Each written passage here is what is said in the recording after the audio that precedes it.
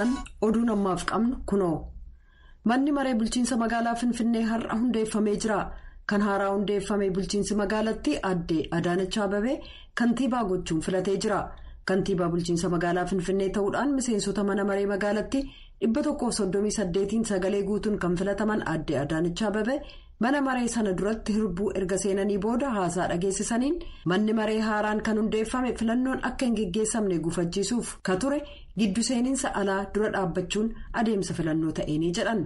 Waggoota 5 itti aananiif carraa Finfinnee bulchuu kan argate bulchiinsi isaanii damee qiyyaafatatti kennu ijoo keessaa malaammaltummaa ittisuun tokko ta'uu kantiibaan kun tuqanii jiran. Hawaasichaaf qormaata akka ta'e qaala'insa jireenyaa ittisuu gama laaleen iyyeeyyii irratti hojii fuulleffateef dargaggootaaf hojii uumuu irratti qiyyaafati kan itti kennamu ta'uu aadde Adaanach ibsaniiru. Manni maree haaraa hundeeffame paartii badhaadhinaaf afaan yaa'ii ta'uun kaadhimummaan kan dhiyeesse aadde Buzeenaa Alqaadir afaan yaa'ii Dubree Faayisaa Mohaammed ittaantuu afaan yaa'ii gochuun kan filate yoo ta'u filatamtoonni kunis hirbuu seenuun hojii jalqabaniiru. Waxabajjii 14 bara 2013 filannoo geggeeffameen boordiin filannoo kan ibse barcuma bakka bu'oota mana maree uummataa 425 keessaa barcuma 410 kan injifate paartiin badhaadhinaa bulchiinsaawwan magaalaaf kan naannoo hundeessuu ka jalqabe yoo ta'u guyyoota hanga tokko boodammoo mootummaa federaalaa hundeessuuf qophii gochaa jira. Hawaasi yuunivarsiitii Maqalee kumatti hedamu sanbata jechuun fulbaana 15 bara 2014 magaalaa Maqaleef gargaarsi midhaan nyaataaf dawaan akka ergamu hiriira gaafatu geggeessanii jiran.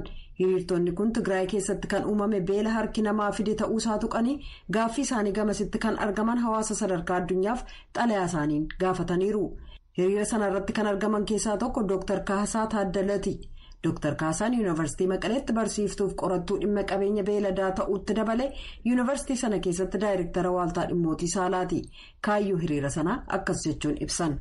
ያው የሰልፍ ዋና አላማ እኛ የህዝባችንን ድምጽ ማሰማት ነው። ምንድነው አሁን በትግራይ ላይ ተፈጥሮ ያለው ሁኔታ እናየዋለን። ረሃብ አለ፣ ሰው ሰራሽ ረሃብ አለ፣ የመድኃኒት እጦት አለ።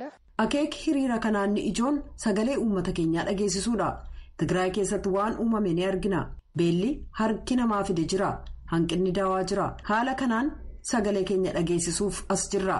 Tokkummaan mootummootaas furmaata kallattiin ta'e akka kennu jechuudhaan sagalee hawaasichaaf dhageessisuuf baanee jedhan. Haala beelli harki namaa fideen ijoolleen dubartoonni du'aa waan jiraniif furmaanni hatattamaa akka kennamu gaafachuuf jedhaniiru. Hiriirtonni hawaasa yuunivarsiitii Maqalee xalayaa isaanii waajjira baqattoota akka tokkummaa mootummootaatti kan galfatan yoo ta'u bakka bu'aan sagantaa nyaataa addunyaa hiriira sana irratti argamuudhaan xalayaa sana harkaa fuudhaniiru jechuun alanfassahaa Maqalee irraa gabaaseera. Gama biraan gargaarsa midhaan nyaataa erguu gama laaleen kana dura ibsa kan kennan itti gaafatamtuun kutaa pireesii kan waajjira muummicha ministeeraa Itiyoophiyaa Billaneesiyyuum rakkoon deeggarsi dhaqqabu yoo jiraate gaaffiin dhiyaachuufiin kanarra jiru qaama rakkoo sana uumaa jiruufi jedhanii turan. Uummata Tigraayin gargaarsa akka hin dhaqqabne gochaa akka jiru saamicha raawwataa jiruufi dhiyeessii midhaan nyaataa butee waraansaaf oolchaa akka jiru TPLF jedhan. Ministiriin nagaa Mufriyaat Kamiil Torbee raadiyoo sagalee Ameerikaaf ibsa kennaniin naannoo Tigraayiif gargaarsa ittiin ga'uuf adeemsi jiru mijataa akka jiru ibsaniiru. Konkolaattonni gargaarsa fe'atan keellaa sakattaa isaan irra dhaabatan fakkeenyaaf 9 irraa gara 2tti gassiqeera jechuun ibsuun isaanii ni yaadatama. Magaalaa Niiwoorkiif naannoo isheetti kutaalee argaman irraa kan walitti dhufan dhalattoonni Tigraay gumiin 76ffaan ka tokkummaa mootummootaa bakka itti geggeessamu dhaquudhaan sagalee isaanii dhageessisaniiru. Dubbii himaan hiriirtota sanaa obbo Alam Kaasaay raadiyoo sagalee Ameerikaaf akka ibsanitti kaayyoon hiriira sanaa naannoo Tigraay keessatti raawwatame beela sagalee hin qabaanne hawaasa addunyaaf saaxiluu akka ta'e ibsaniiru. Obbo Alam ibsa kennaniin hiriira sana kan waamneef gumiisa waggaa geggeessaa akka jiru tokkummaan mootummootaa Tigraay keessatti kan uumame beela sagalee hin qabaanne kana hubatanii tarkaanfii akka fudhataniifi jedhan. Gumii sana irratti illee ittaanaa muummeen ministeeraa Dammaqa Makonnin argamaniiru. Kaleessa ganama sa'a 3 irraa jalqabee lammiiwwan Itiyoophiyaas Waashingtan DC keessa jiraatan waajjira ministeera dhimma alaa Yuunaayitid Isteetsi fuulleetti hiriira geggeessanii jiru. Gamtaan nagaaf tokkummaa jedhamu hiriira kana qopheessuun isaa kan himame yoo ta'u kaayyoo hiriirichaas qindeessitoota keessaa tokko kataan obbo Masfinaa Saffaa innaa ibsan. ዋናው የተጠራበት ምክንያት የባይደን አስተዳደር በኢትዮጵያ ላይ የያዘው የተሳሳተ አቋም ነው። Hiriirri kun kan waamameef inni ijoon bulchiinsi Baayiden ejjennoo dogoggoraan Itiyoophiyaa irratti qabatee jiru. Uggurri jedhame kun waggoota 27f shoror keessaa akka ture TPLF'n waan deeggaruuf sana mormuu akkasumas akka hin simanne ibsuuf jecha jedhan. hiriirri sun irra jireessi kan nagaan geggeessame ta'us hirmaattota hiriira sanaaf kanneen mootummaa Itoophiyaa morman hiriirtota kabiroo gidduutti walitti bu'iinsa hangi tokko uumamee jira. Walitti bu'iinsi gama kaabaa dabalatee gareeleen wal falman waliigaltee lola dhaabiinsaarra akka ga'an dhiittaa mirga namaa raawwatame jedhamellee akka qoratamuuf deeggarsi namoomaa dhorkaa tokko malee naannoo Tigraay akka dhaqqabu irra deebi'uun kan gaafataa turte Yuunaayitid Isteets dhiyeenya kanneen lola sana yeroo dheeressanii fi gargaarsa namoomaatti karaa cufan akkasumas lola dhaabiinsa akka hin tolfamne qaamotii dura dhaabbatan irratti gurri fuulleffate akka ka'amu pireezidaanti Joo Baayiden ajaja sadarkaa olaanaa mallatteessuun isaanii ni yaadatama. Kan dhaggeeffataa jirtan raadiyoo sagalee Ameerikaa sagantaa afaan Oromooti. Fixiinsi bara 1994 keessa gosoonni Tutsiif kanneen eegumsa gochuufiif yaalan gosoonni Huttuu 800 ol itti dhuman qindeessan kan jedhaman koloneelli waraana Ruwaandaa duraanii Tiyoonest Baagosooraa sanbata darbe hospitaala Maalii keessatti du'an. Maanguddoon umurii waggaa 80 Baagosooraan yeroo sana Ruwaandaaf kan hundaa'e mana murtii akka qoratu ka sadarkaa addunyaatiin yakka farra namoomaan balleessaan itti muramee hidhaa waggoota 35 adabamanii jiran. Bara 1993 paartii pireezidaantii Ruwaandaa kan Juvenaal Habiyyaarimaanaa keessatti Baagosaanaan ministirii ittisaa keessatti daayirektara kaabinee ta'uun muudamanii dhimmootii waraanaaf siyaasa biyyattii harka keessa galfatan. Erga Habiyyaarimaanaan bara 1994 keessa xayyaarri isaaniitti dhukaafamuun kuftee cabuun ajjeefamanii booda Baagosooraan dhimma biyyattii to'annaa isaanii jala galchuudhaan fixiinsa warreen Tutsii irratti raawwate ajajan jedhamuun qeeqaman. Fixiinsa sanaan booda Baagosaanaan biyya baqachuudhaan Kaameruun keessa maadheffatan bara 1996 keessa to'annaa jala oolfamuudhaan bara 1997 keessa yakka laalchaaf gara Taanzaaniyaatti ergaman. Yakka laalchi isaanii bara 2002 jalqabuun hanga bara 2007tti ture. Bara 2008 keessa Baagosooraan hidhaa umurii guutuun adabamanis oliyyachuudhaan yeroon hidhaa gad xiqqaateefii ture. Lolli Afgaanistaan dhumatuusaaf loltoonni Yuunaayitid Isteets waggoota 20 dura biyyattii gadhiisanii ba'uutti taansee aangawoonni Ameerikaa gameeyyiin gaaffiin isaan mudachuuf jira. Ministiriin ittisaa Lloyd Austin dura ta'an hooggana waraanaa Jeneraal Mark Mileef hoogganaan waaltaa ajajaa Yuunaayitid Isteets Jeneraal Kenneth Mackenzie koree tajaajila waraanaa kan sanatii duratti dhiyaachuudhaan waa'ee duulli Afgaanistaan keessaa xumuramuuf karoora farra shororkeessummaa laalchisee deebii kennuuf jiru. Pentaagoon duulli Afgaanistaan dhumachuunsaa sirriidha jedhee kafalme yoo ta'u uummanni 120,020 ennaa Talibaan biyyattii to'ate gamasii baasuuf tattaaffii ta'ellee ibsee jira. Buufata xayyaara Kaabulitti jeeqama uumameen miseensonni waraanaa Yuunaayitid Isteets 13 lammiiwwan Afgaanistaan 169 du'uun illee ibsameera. Bulchiinsi Baayiden tattaaffii Afgaanistaanii ba'uuf karoora inni baase akkasumas murtiinni ergama gamasii xumuruu akkasumas haleellaa samiirraan raawwatamuun siviilota 10 galaafate ilaalchise gaaffiin dhiyaatee fi aangawoonni deebii kennuuf jiru. Oduun galgala kanaaf qabnu kanuma. Waraanni Eertiraa Tigraay keessatti sarbiinsa mirga namoomaa raawwateera jedhamee bakka adda addaatti himatamaa ture. Ministeerri dhimma alaa Eertiraa walgahii mootummoota gamtoomanii kanarratti waa'ee kanaa wanti isaan jedhanii hin jiru. Akkunittuu kanaan jiru pireezidaantiin bulchiinsa naannoo Tigraay jedhamanii kan waamaman mootummaan federaalaa Itoophiyaa immoo hoogganaa shororkeessaa jedhee kan waamu Dr. Dabratsiyoon Gabramikaa'el waa'ee nageenyaa irratti jiila Yuunaayitid Isteets gamtaa Awurooppaatii fi kan gamtaa Afrikaatii wajjiniin marii jalqabuu isaanii dubbataniiru. Gabaasa Mulgeetaa Asbaa Maqalee irraa qopheesse ammas jaallanneetu qindeesseera akka nutti dhiyaata.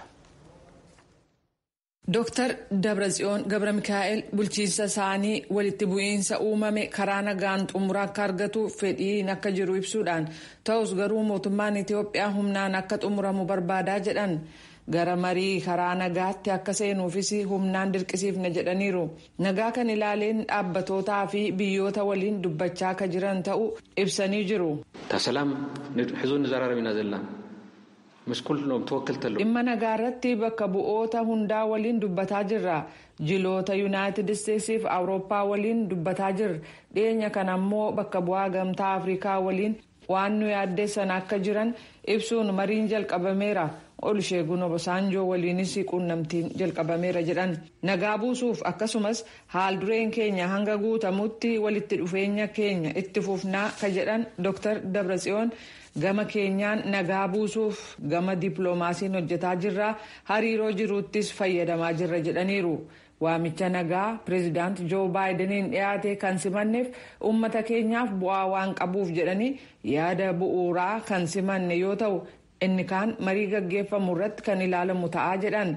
Rakkoo jiru karaa nagaan akka furamu waraanni eertiraa Tigraay keessaa akka ba'u gargaarsi dhala namaa akka Tigraay seenuu fi tajaajilli hawaasaa akka banamuu fi dhiittaan mirga namoomaa dhaqqabe qaama walaba ta'een akka qulqullaa'u gochuu ka jedhu waamichi yuunaayitid isteetsi uummata keenyaaf waan fayyaduuf jecha fudhannee jedhan. Hanqina nyaataa Tigraay keessaan lakkoofsi namoota du'anii dabalaa akka jiru beellis hammaataa akka jiru. Kana caalaas hammaachuu waan maluuf jedhan waan godhamuu malu gochuu qabnaa jedhan. Rasaasaa fi beelaan akka uummanni dhumu ta'aa jira. Haalli jiru balaamaadhaa jedhan Dr. Dabratsiyoon. Daandilee cufuun kan morma nu qabe bansiisuuf nutis humnaan yaaluu qabna. Gama hawaasa addunyaanis akkasuma yaaluu qabnaa jedhaniiru.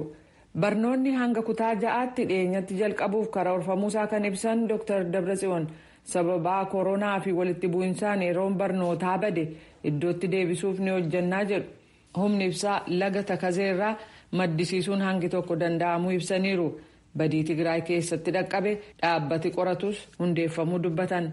Humnootiin Tigraay namoota nagaa bulchiisa naannoo Afaarii fi Amaaraa irratti miidhaa dhaqqabsiisaa jiru oduun jedhu maqaballeessii fi amala raayyaa Tigraay kan ibsu miti jechuun fudhatama dhabsiisan.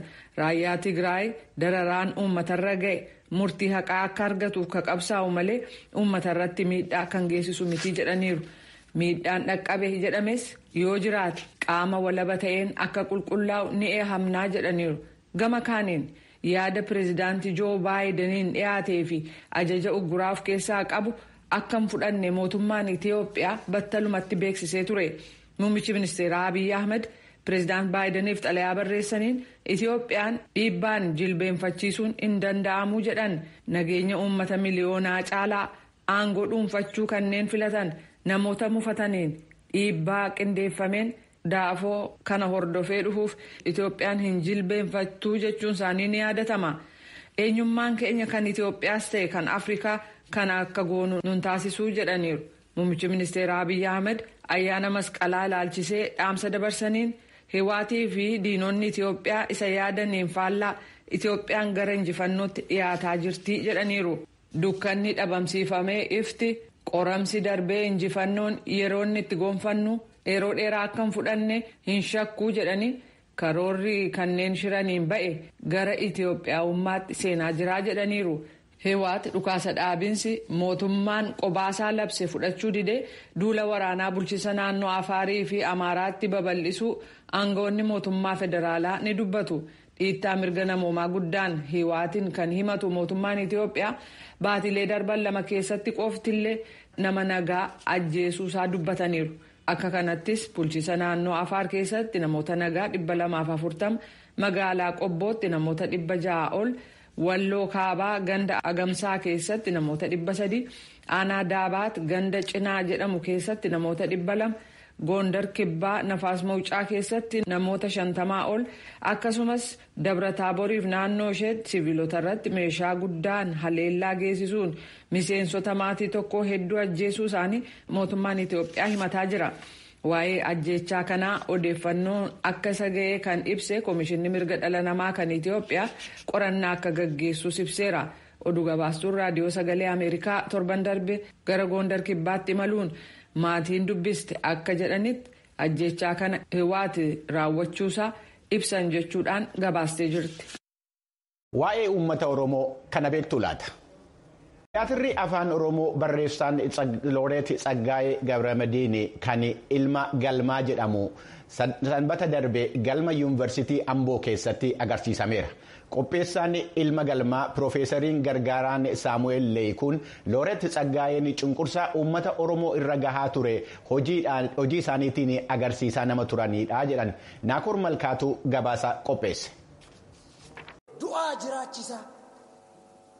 Bilisummaa sobaa gaazexaan afarsaa. Ciniinsuu kaamsilee kichuun mooma seensaa. Bineensi bosonaa takka tibbalmoo dhaltuutti ilmaan ishee nyaatti jedhu yoo miixuun jabaatutti